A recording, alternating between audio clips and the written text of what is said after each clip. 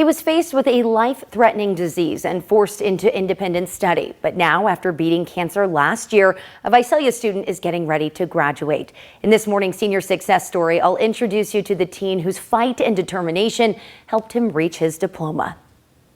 These are the last few weeks Marcos Carrillo will walk the campus of Redwood High School in Visalia. The senior is gearing up for graduation day. He started his high school career across town at El Diamante. He played football as the team kicker his freshman and sophomore years. Ahead of his junior year, he transferred to Redwood.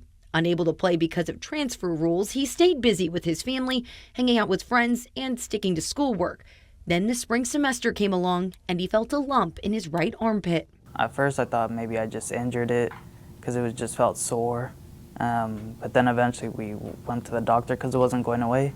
Doctors diagnosed him with anaplastic large cell lymphoma, or ALCL. It's a rare form of non-Hodgkin's lymphoma, meaning white blood cells grow out of control. I celebrated my birthday, but then the weekend after, that's when I started treatment. In March of last year, right after turning 17, he started chemotherapy. He would go to Valley Children's Hospital for 5-day stretches. If he didn't get sick, he'd go home for 21 days before returning to do it all again. His mom stayed with him most of the time, but his friends and family would often visit. Then in August, after 6 long months of treatment, he got to ring the bell, signifying he was done with chemo.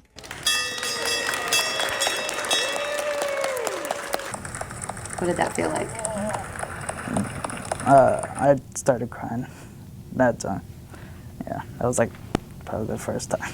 Marcos finished his junior year through independent study. He was officially declared cancer-free and went back to school in October of last year. Physically, I felt good enough to be back. Mentally, it was how am I gonna catch up on work and stuff? Despite the schoolwork stacked against him, Marcos worked hard and finished the fall semester with a 3.6 GPA. His ethnic studies teacher, Jacob Huerta Jr., says initially he didn't know Marcos was a cancer survivor. He seems like a nice, healthy young man. Very inspirational, that he wants to be here, that he's trying his best, his hardest. Things have been looking up for Marcos since returning to school. Just last month, during spring break, he got to go on a trip to Washington, D.C. with other kids who were hospitalized at Valley Children's. They saw the monuments and took part in activities just for them. But on the flight home, new concerns sparked as Marcos felt a familiar soreness in his armpit. And then the next day is when I started feeling a little lump.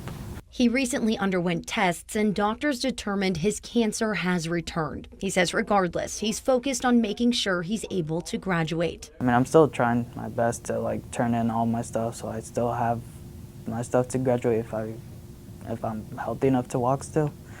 If not, then, I mean, at least I know myself that I did what I could.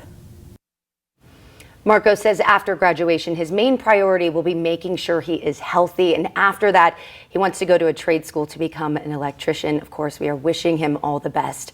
Tomorrow morning, we will wrap up our senior success stories on AM Live. Be sure to tune in at 6 a.m. as we take you to Parlier and introduce you to Claudia Rocha.